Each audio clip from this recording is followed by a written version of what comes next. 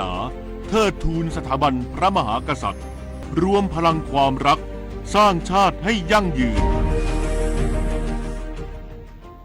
เอาถอยไปหน่อยเห็นไม่ชัดอ่ะเห็นไหมคะ ถอยนิดนึงเห็นหรือยังคะ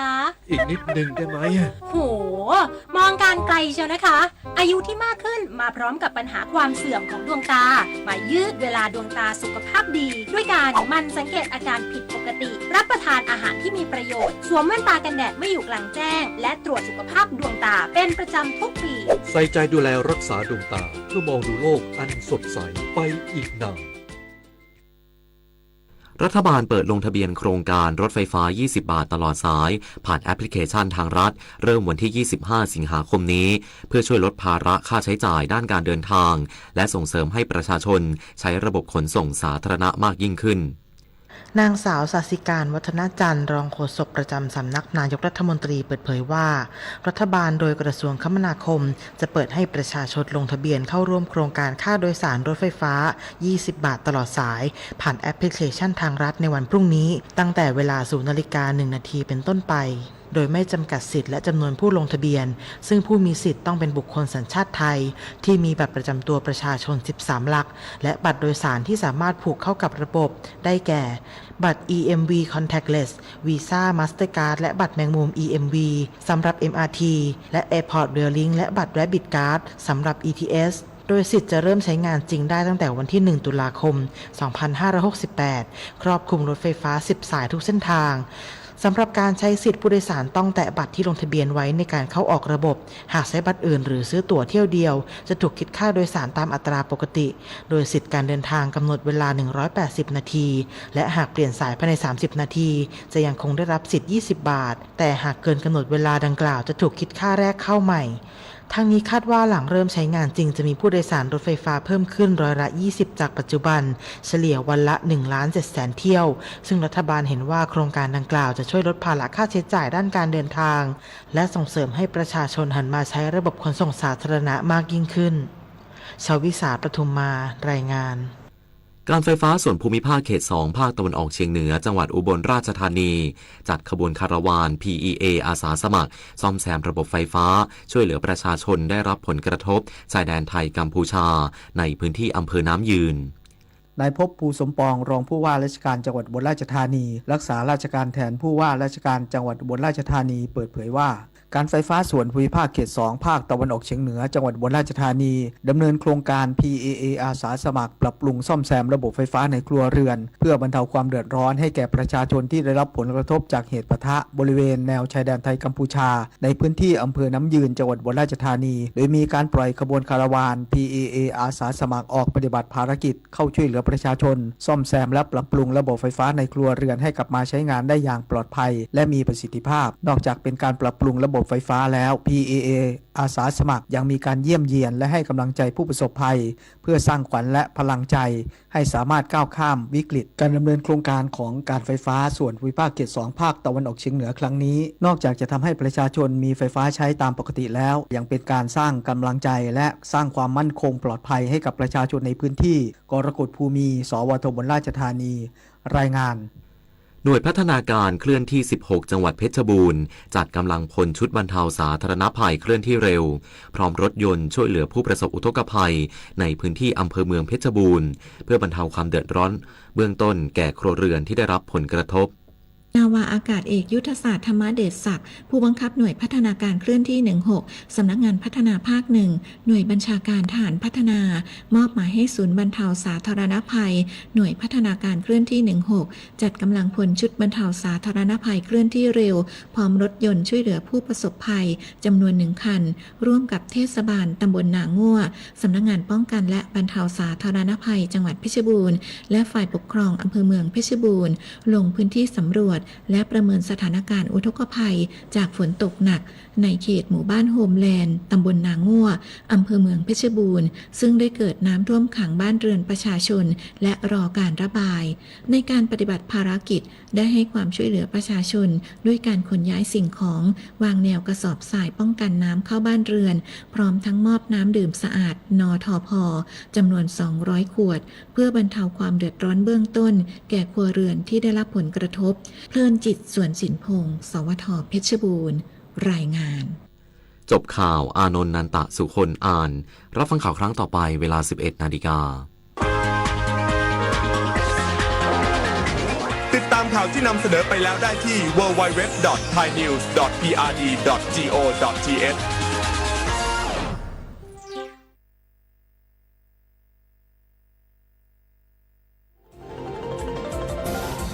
วิทยุแห่งประเทศไทยให้ความรู้คู่ความสุข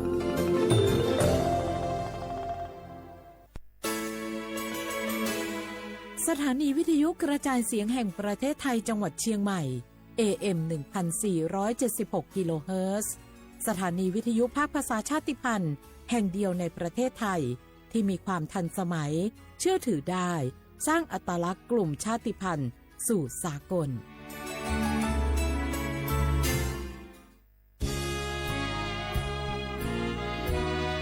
พระบารมีปกเกล้าเพื่อปวงชนชาวไทยจากพระราชกรณียกิจนานับประการที่พระบาทสมเด็จพระเจ้าอยู่หัวและพระบรมวงศานุวงศ์ทรงทุ่มเทพระวรกายทรงงานอย่างไม่เหน็ดเหนื่อยเพื่อประโยชน์สุขของประสบนิกรจากโครงการหลวงสู่การพัฒนาแหล่งน้ำส่งเสริมการศึกษาและด้านสาธารณสุขที่มุ่งเน้นการพึ่งพาตนเองและการพัฒนาอย่างยั่งยืนทุกย่างพระบาทคือการทรงงานทุกพระราชดำริคือพลังแห่งการพัฒนาเพราะประชาชนคือหัวใจของแผ่นดินร่วมเสริมสร้างความรักในสถาบันหลักของชาติโดยสำนักงานประชาสัมพันธ์ที่ 3 กรมประชาสัมพันธ์ติดขัดเรื่องการรักษาไม่รู้จะใช้สิทธิบัตรทองยังไงไปที่ไหนได้บ้างต้องการร้องเรียนร้องทุกข์มีคำถามมากมายเกี่ยวกับการใช้สิทธิบัตรทองสอบถามได้ที่สายด่วนสปสช1330โทรฟรี 24 ชั่วโมงตอบทุกคำถามให้คุณรู้ทุกเรื่องเพื่อไม่พลาดทุกสิทธิการรักษา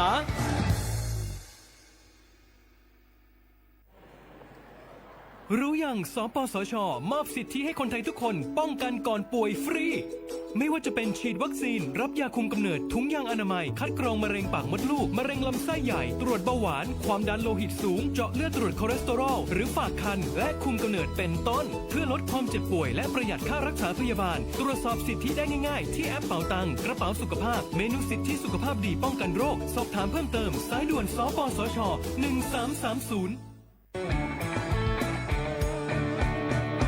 บรรยากาศมาพี่ชนแม่วันนี้ปาร์ตี้กันให้สุดๆกันไปเลยจัดไปไหมเมาไหมครับหรอพ่อกลับบ้านได้แล้วเดี๋ยวพรุ่งนี้ก็ต้องไปส่งลูกไปโรงเรียนแต่เช้าอีกจะดื่มอะไรนักหนาเนี่ยนะตื่นไว้อยู่แล้วจะอะไรกันนักกันหนาขอสนุกกับเพื่อนหน่อยดิเหนื่อยมาทั้งวันแค่นี้นะพี่ไปร้านอื่นต่อไปก็ไปพี่ทำไมรถคันนี้มันขับช้าจังเลยอะแซงไปเลยพี่แซงไปไฟแดงก็พาไปเลยพี่ตรงเนี้ยมันไม่มีกล้องไม่โดนจับชัวร์เอาวะไปก็ไปเฮ้ยพี่ระวังรถบนท้องถนนการตัดสินใจพลาดเพียงครั้งเดียวอาจไปถึงความสูญเสียอย่าให้ความสนุกเพียงชั่วครู่กลายเป็นความเศร้าชั่วชีวิตด้วยความปรารถนาดีจากสำนักงานประชาสัมพันธ์ที่ 3 กรมประชาสัมพันธ์ เจ๊ขอนี่เร็วๆทางจังหวัดเปิ้นมีประกาศเตือนคนเฒ่ากับคนที่มีโรคประจำตัวว่าให้ออกจากบ้านเพราะฝุ่น PM 2.5 เกินเกณฑ์มาตรฐานเกือบ300เลยนะเจ๊ไหนบ่ล่ะคือสุดๆเลยนี่แดงเถือกเลยถึงว่ากะรู้สึกบ่ดีมาหลายวันอย่าจ้ำกับบ่จ้ำอย่าไอกับบ่ไอโอ้ไผมาจามาไอ้อย่างนี้นี่แล้วก็นั่นสาวๆยังบ่ใส่หน้ากากนี่ฝุ่นนักเน้อช่วงนี้นะเฮ้ยแก่นควันนะแก้วพอแล้วกันนะฝุ่นควันเต็มบ้านเต็มเมืองนักขนาดช่วงนี้แต่เปิ้นบอกว่าบางเตือกับปัจจัยคนไทยเผานะแต่อาจจะเป็นฝุ่นข้ามแดนควันไฟจากประเทศเพื่อนบ้านเขาบ่ได้มีมาตรการเหมือนบ้านเฮานะแกเอาอีบ่ปากันย้ายแผ่นดินไปไกลๆจากประเทศหมู่นี่เนี่ยได้อย่างอันก็ดีกะแก้วคณะตีรัฐบาลกำลังหามาตรการกับประเทศเพื่อนบ้านหมู่เฮาก็ต้องมีมาตรการในการป้องกันตัวเก่าคือปฏิบัติตาม คำแนะนำของแพทย์เปิ้นว่าให้หลีกเลี่ยงการทำกิจกรรมนอกบ้านให้อยู่แต่ในบ้านที่ปิดประตูหน้าต่างให้มิดชิดหรือสวมใส่หน้ากากกันฝุ่นอันหยังประมาณนี้ก็จะช่วยได้ในระดับหนึ่งนะ ถ้าจะอันวันนี้เขาแยกย้ายกันก่อนบ่ไปอู้กันในไลน์เอาอากาศดีๆก็มาเมากันใหม่แต่ไอ้แก้วปิกบ้านไผ่บ้านมัน เตรียมให้พร้อมซ้อมให้ดีรู้วิธีป้องกันภัย ปรารถนาดีจากสำนักงานประชาสัมพันธ์ที่ 3 กรมประชาสัมพันธ์ค่ะ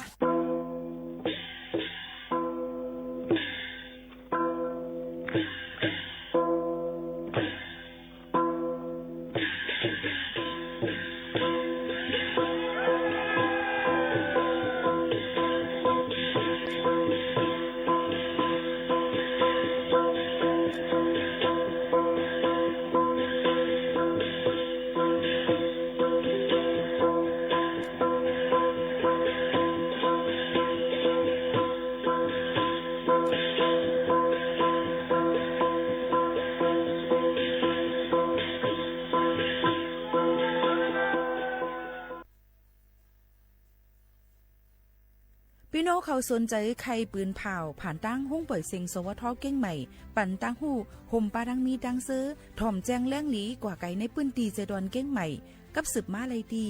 สวทเก้งใหม่หมายฟ้น053-276-068และ0922468579tiêu phun mang lang sao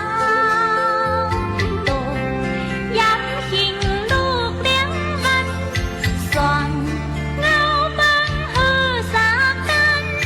ba sắt hết sắt của cung soàn hơn lấy ba sắt hoặc khao bưng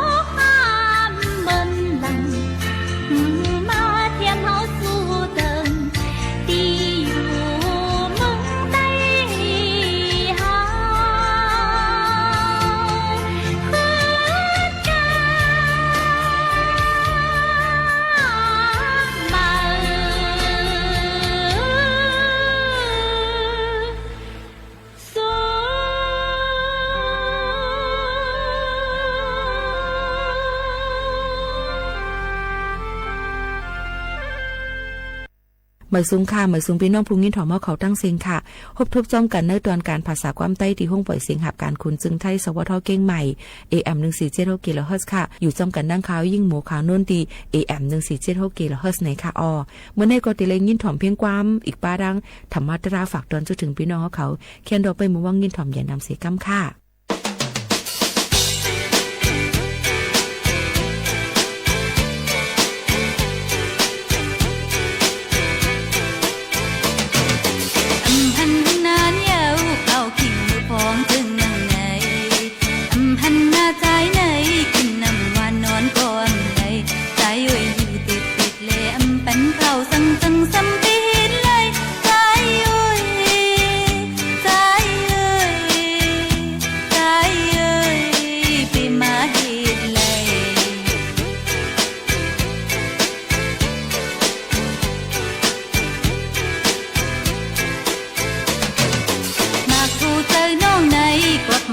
ใจ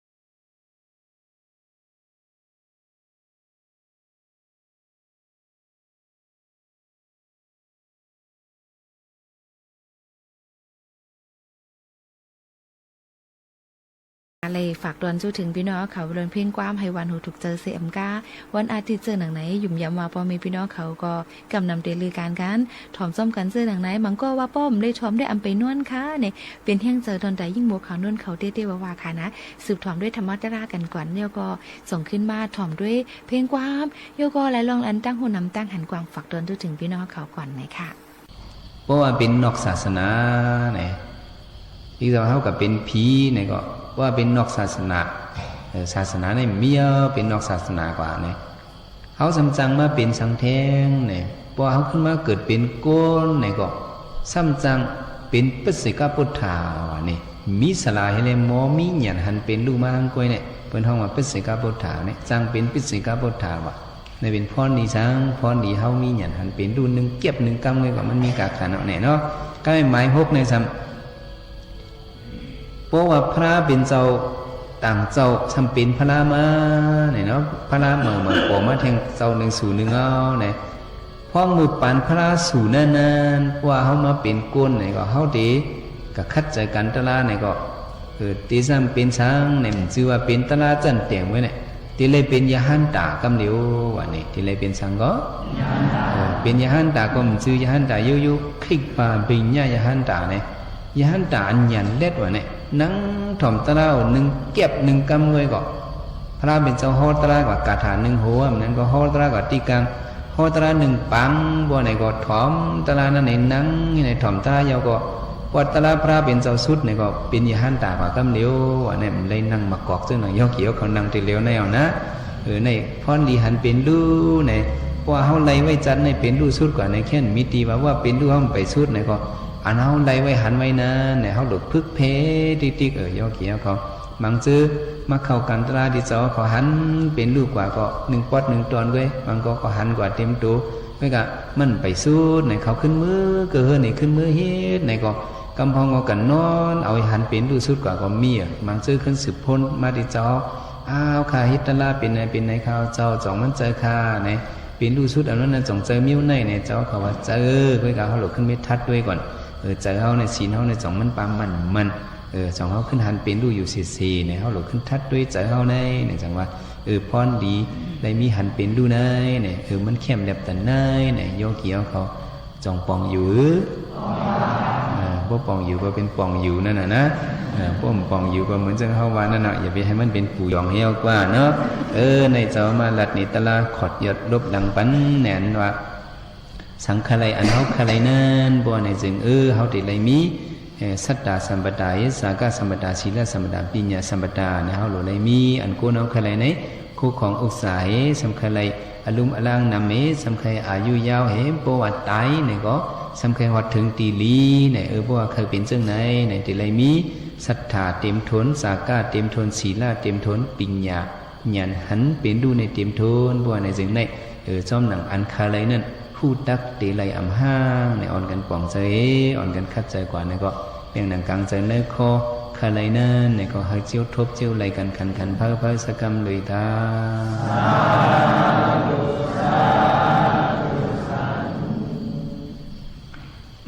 กุศลมีดีนามีญามีนาเอาคาเสียตตาได้พาบารมีมาลายเส้นกำปาตั้งเสียงกลางลงในสิมปีสิมสามสิมสักสิมโกเวเดียสัตวาเนสุจาวลิอนันตาสุจาวลิตั้งเสียงแค้นดอกมงสนสสาธุอนุโมทนาได้คำกุศลอาจุเป็นกันสิบสีคำติงามสาธุสาธุสาธุกุศลมีดีนามีใหญ่มีนางเอากาเสียตกา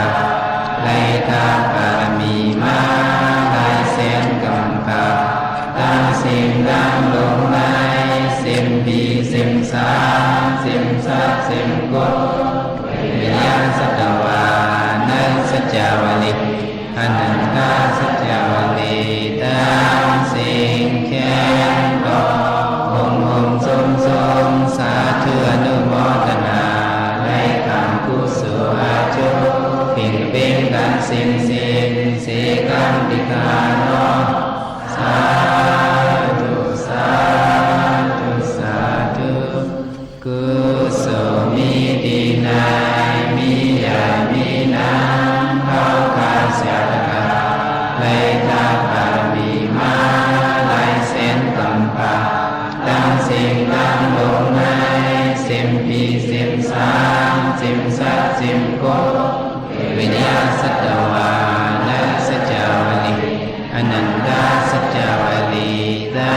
สิ่งแค้นดอกมุมโซโซสาธุอนุโมทนาได้คำกุศลจุเพ่งเพ่งกันสิ่งสิกันติกาโนสาธุสาธุสาธุทานามเยศีลามเยภาวนามเยเราจงทำทั้งสิ่งทั้งปวงอย่าโตคงโตภาหิมอัมไลก้นหิมอัมไลสัตวาหิมอัมไลย้อนผักพังไว้นั่นโอเจ้าค่ะต่อเต้าปิโยเจียมสาอัมมาตาเนปัญญาติกาเยนเสกันติกาโนสาธุสาธุสาธุก่อนกันกลุ่มกำนำจำเอางอกศอกเต้าเนื้อหัวเขาสันไขกันดอตุนคำเจ้าคูว่า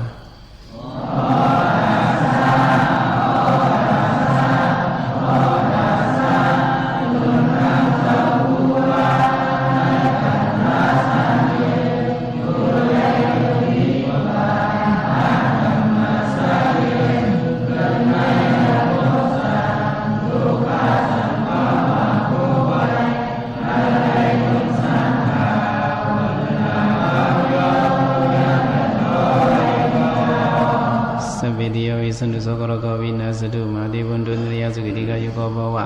อภิวาทนาสิริสานิสังวุฒาปสายโนสัตตาโลธรรมอุตันตุอายุโนสุขัมภะลัง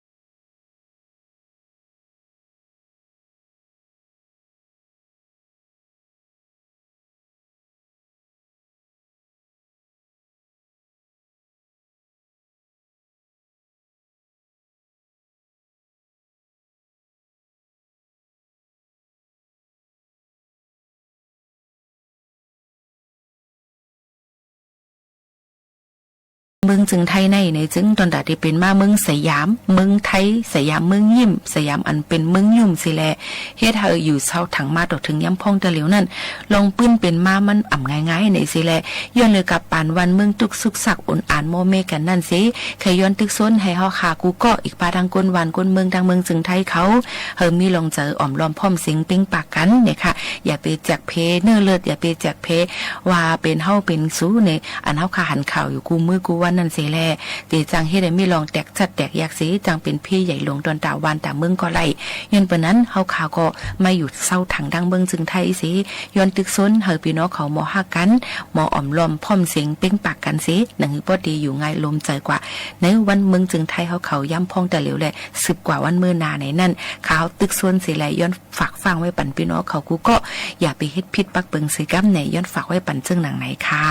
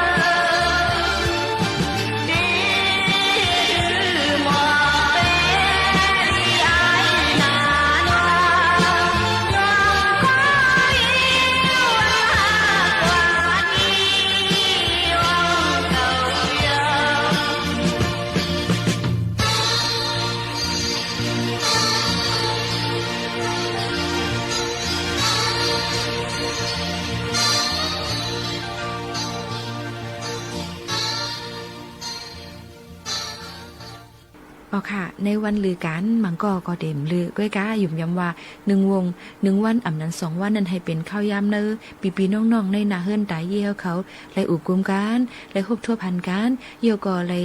เอาจอยแถมแห้งกันนั่นค่ะออนลูกออนล่างก่อนลีห้าอำนั้นก็เหตุการณ์ตั้งนี้กู้สู่กับที่วัดที่เกี้ยง5อำนั้นก็อยู่ที่เฮิรนในจอยเครื่องปองให้สร้างกันให้เป็นข้าวยามมันได้อยู่จำกันน้ำให้เลยปึดอกปึดเจอเนกันลูกกูลองก็อันทำลูกทำลานะมีลองข้องคำซึ่งหือสูงมีซึ่งหือเขามีซึ่งหือในอุบกุมกันในนาเฮิรนตายเย่เฮิรนนาเฮิรนป้อม้วนก้นหันก็เป็นป้อหลีควายกันนั่นค่ะน่ะอย่าลืมว่าลำลวงค่ะตอนดาดัดปีปันแห้งเจอตอนดาลูกอ่อนเขาดัดเดดูล้อมด้วยถึงแห้งโตแห้งเจอเขากว่าวันดาเมื่อนานนั่นในลูกอ่อนก็เป็นแห้งเจอแทงอันหนึ่งเหมือนกันมังปอกมังเลยมาในเขาค่ะก็เหตุการณ์มาฮื้อมอยเต้ๆป้อมหันนานลูกนาลานอ่อนก้อยก็ป้อหายฮื้อหายมอยกว่าแปดในค่ะนะปันแห้งเจอเต้ๆว่าก็นั้นก็เฮาหลูเลยหมอสั่งสอนปอนบันเขาดัดเดเป็นผู้ใหญ่ก้นลวงกว่าวันดาเมื่อนาเฮาเป็นก้นลีในนั่นค่ะน่ะก้อยกะสังว่าป้อแม่พี่น้องเขาอัมมี่เนี่ยก็อยู่ส้มปีส้มน้องนั่นแหละค่ะกว่ามาหากันนั่นน่ะขึ้นแต่ขึ้นหอมขึ้นจานกว่าหากันกินข้าวกุ้มกันในเปลิ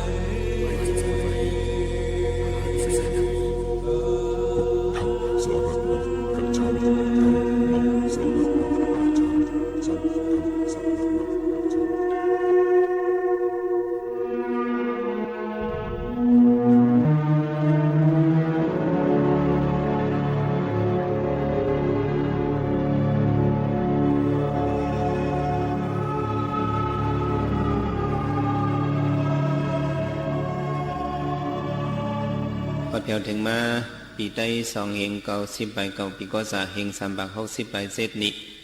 เดือน10ลองไหลมาหาคำปีคริส2เฮงไปหาเดือนเซปเทมเบอร์ไหลมา22วันตามดีจองพระดอยตึงคำเขาจะขอไหลมาเปิดผีปังตราอุมทำหมสาปอกกำเก่าเขายาม10วันวันจะในแหละวันที่1มื้อนี้พองมือสู่กับเฮาฮาไปฮอตราเฮาไปทำตรานั้นเฮาอันกันส่งนายเมตตาถึงวิญญาสัตว์ตั้งสิ่งตั้งหลายโฮมเหมือนกำหนึ่งก้อนว่าซึ่งในแหละซื้อมาทำตราตั้งหมดตั้งสิ่งอ่อนกันห้อมมือเมตตาไว้วางกูคนนางหากังละตังเป็นเมตตาไว้วางกูคนนางหากังละตังเป็นเมตตาไว้วางกูคนนะหากังละตังเป็นเมตตาใส่เฮาห่มหอมเบาให้เศร้าลดผีขินเมตตาใส่เฮาห่มหอมเบา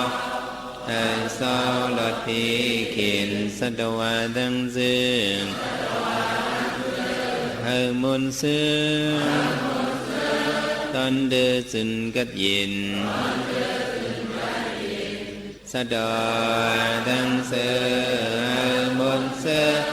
ตอนเดือจึนกัดยินเศร้าดานาดังเสือให้มนต์เสือตอนเดือจึนกัดยินเปิ้นส่งยินมาเมตตาตรังเฮาหาหับกัดยินเปิ้นส่งยินมาเมตตาตรังเฮาหาหับกัดยินไว้สิส่งในหับอมิตตายอซื้อมาทำตราดังมุดดังสิกโยกิสังขารเจ้าเขาโฮมในโยกิก้นใจอีกเลยก้นใจซื้อมาทำตราเขาพิกสมวะเคยนั่งไข่กดสิเลตทำตรากว่าในเกาะนั่งไข่กดดิทำเอาตรากว่าได้ยุโยกิเศร้าเขาโฮมในโยกิยิงอีกเลยนั่งยิงซื้อมาทำตราเขาได้ก็อ่อนกันนั่งกุบเขาทำเอาตรากว่า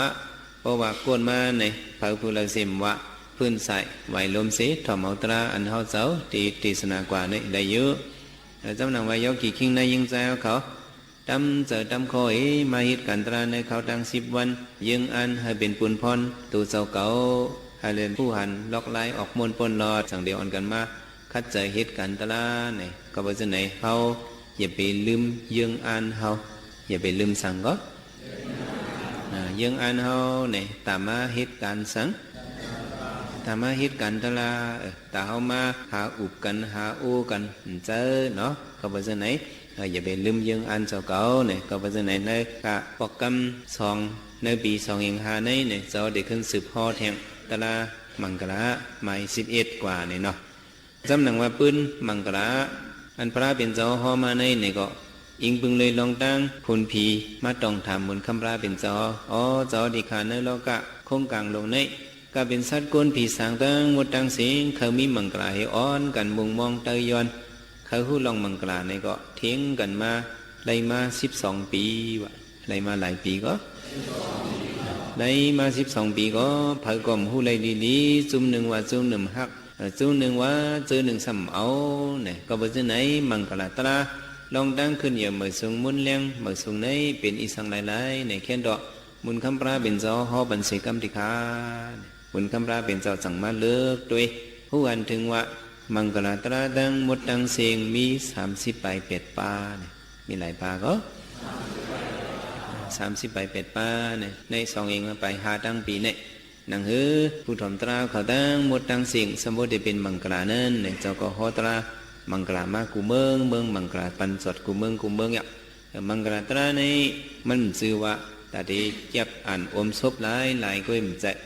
ดูเลยเจียงกำจอมดูเลยอย่างจอมก็ดูเลยเจียงกำเฮ็ดจอมเพราะเจียงกำเฮ็ดจอมในมันเข้าเป็นมังกรเอาเข้าไปที่ไหนหมาย11ในมุนคำปราเป็นเจ้าขึ้นเตะตั้งไว้แทงกาถามาโหนึงว่ามาดาปิตุอุปัฏฐานาพุทธสาธุตสิงกะหอ อนาคุลสักกัมมันดาอิดมังกละมุตตมัม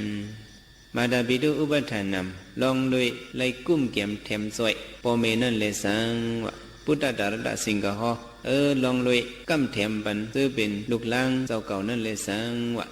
อนาคุลสักกัมมันดาลองเลยเหตุการณ์อันมีตั้งผิดตั้งเจ็บนั่นเลยสังอิดมังกละมุตตมัมอันนี้เขาเป็นมังกรลีสามเปิงเอาคนผีเนี่ยแล้วก็คาถาหัวในมังกรตราเข้าป่าไว้สามป่ามาดาบิดูบัตถานมดูไลดูหันลุมลาปอเมวะว่าเขาเป็นมังกรขึ้นเยอะมาสูงเนี่ยเขาดูไล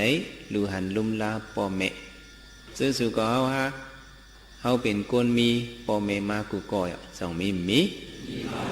เสื้ออันเกิดออกมาในหมอกโมเสื้อหนังนั่งปฐุมมาเขาสองมีเสื้ออันเกิดออกมาในป่าไม่ปกเสื้อหนังนั่งเวลุวตีเขานั่นสองมีสัตว์ที่เขาในเนี่ยเขาเลยเกิดมาที่ก็เป็นเมเขาเลยเกิดมาที่ไหนก็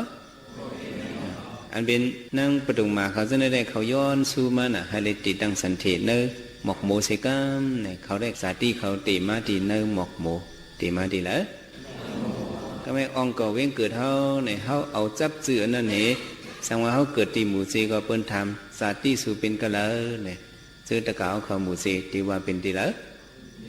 หมู่เซมังเจอเปิ้นทำเขาสมบ่ก้นก็มันจะเป็นก้นปักล้อมบ่ลักไว้ซะนั้นสัตว์ที่เมื่อเป็นที่ละเป็นที่เชยงหงยาเนี่ยก็มีนะไอ้กะสัตว์ที่เขาเด็ๆเขาเกิดมา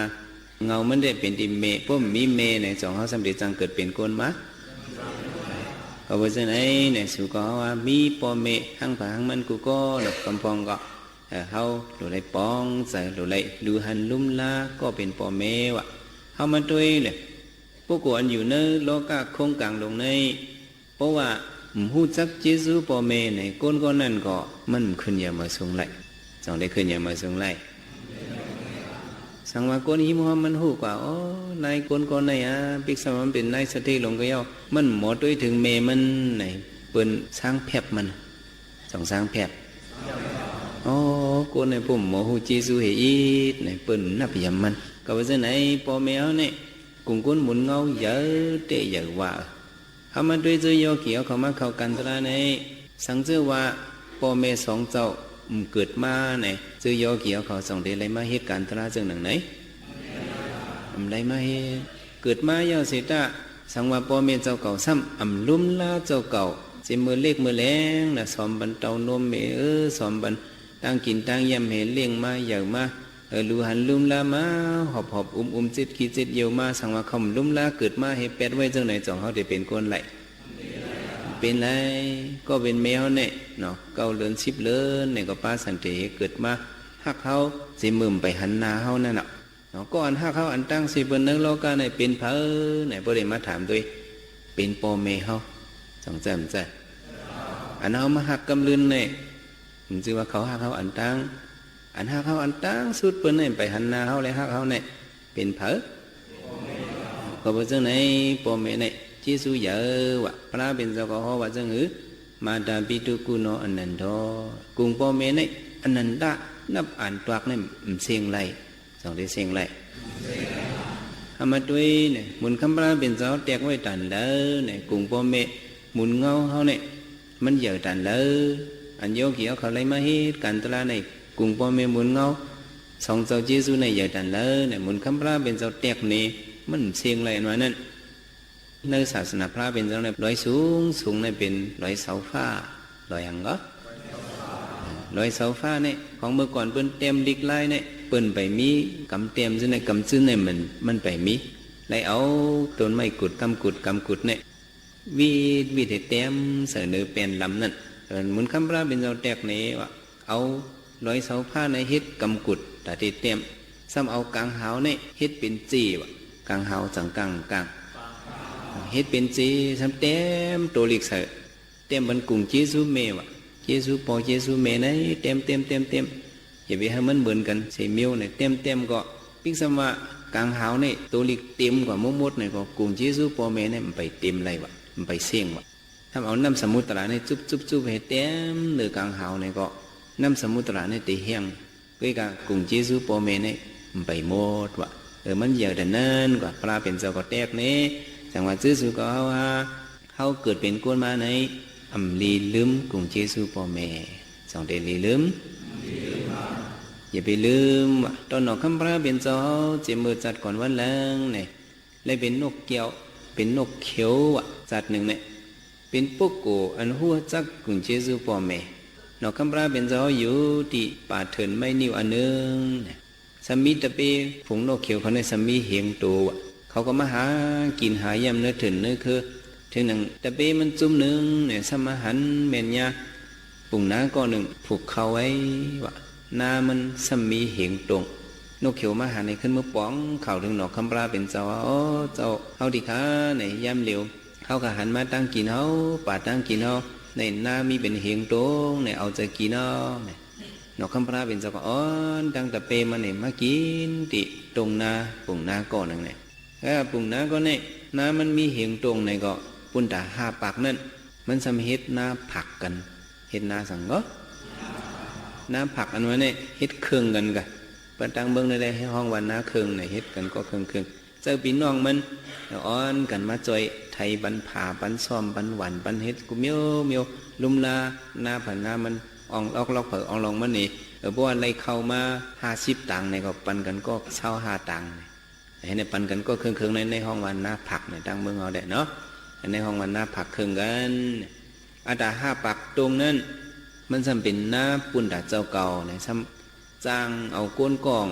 มาเปิดหน้ามันปุ่งหน้าก็ลุ่มละก้นเปิดหน้าก็ลุ่มละด้วยนำหน้าช่างนำหน้าถึงนั่งนกเขียวจะได้มาเนี่ยมากินไผ่ตรงหน้าผักอันก้นซื้อคือปุ่งหน้านั่นเฮ็ดสังหางปองไว้นั่นเนี่ยของมันเป็นหน้าออกลอกเผออองลองมันลอกเผอลอกมันเนี่ยก้นเปิดมันก่อนนำเพราะนกเขียวมากินเนี่ยอ่อนกันฮึบอ่อนกันลึบปืดเนี่ยนกเขียวเนี่ยมันเลยกินตั้งเลยโอ้ไผ่ตั้งเลยเข็นน้ำไหนเนี่ยมีนกว่าไผ่ตั้งก้นเปิดก้อเหลียวเนี่ยมันจำก้นมีก้อเหลียวก็นกเขียวเนี่ยจำเป็นอ่านปากมันเนี่ยมากินเนี่ยมันเป็นตัวหนึ่งลึบอะไรอ่ะเพราะมันลึบตั้งหนึ่งนกเขียวซ้ำบินกว่าตั้งหนึ่งเพราะมันลึบตั้งหนึ่งนกเขียวซ้ำกว่าตั้งหนึ่งมาเอากินอยู่กูวันว่าลึบไปดูก็ซ้ำไปกว่าติงทำกับโต๊ะติงมันก็เหลียวก็มันซ้ำเปอะไรอ่ะมันก็จังกับลาดปุ่งหน้าก็เป็นเสาหน้าเนี่ยปุ่งหน้าเนี่ยย่ำเหลียวพอเลี้ยงจังมีนกเขียวผงนึงเนี่ยลงมากินเขาเนี่ยเนาะเขาในเปิ้ลเนี่ยดูพิธีก็มันเปอะไรลอยมาเด็กกึดต่อมันก็เนี่ยเด็กกึดสั่งมันน้อยมาเด็กกึดต่อมันก็ขาดตีไรใส่ตีไรหย่อมัวดอนปุ่งหน้าตีถือแหละในนกเขียวหังไปมาให้ให้นะคะมีตัวหนึ่งแค่ให้สิเปิ้ลตัวมันก็ตัวใหญ่ตัวมันตัวเอ็นอ่ะตัวใหญ่อ่ะตัวมันก็ตัวใหญ่พวกมันกินก็ซ้ำกินนำสิเปิ้ลเล็ดก็มันเล็ดผายก็มันผายหนาวอ่ะพอเอากังปืดมันป้มตันจับมันหนึ่งหิอิดพอเอากังปืดมันพอตันจับมันซ้ำจอกแบดซ้ำแหวนแบดซ้ำก็ซ้ำยามันตีไรถึงเพราะว่ามันกินเยาเห็มกาเปิดถึงว่ามันมือกว่าเนี่ยตีนมันตั้ง2 คอนก็ซ้ำยีบเอาห้องเข่าให้มือว่ะตั้ง2 คอนว่ะสวบก็ซ้ำกาห้องเข่าเบียงหนังมันปีอะไรให้มีหนุ่มป้ามือเป็นพวกที่ไหนดีๆได้มันเหนือขำได้เนี่ยว่ะคาตีไรถือ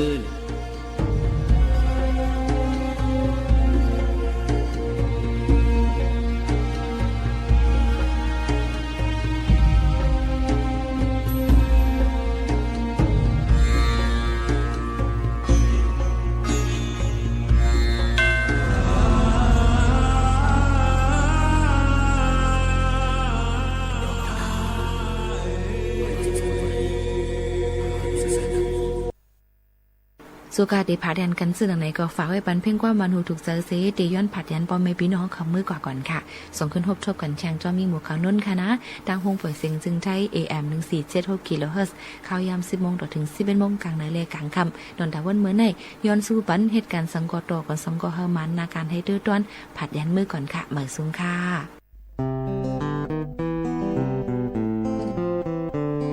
รู้จริงเกาะติดทุกสถานการณ์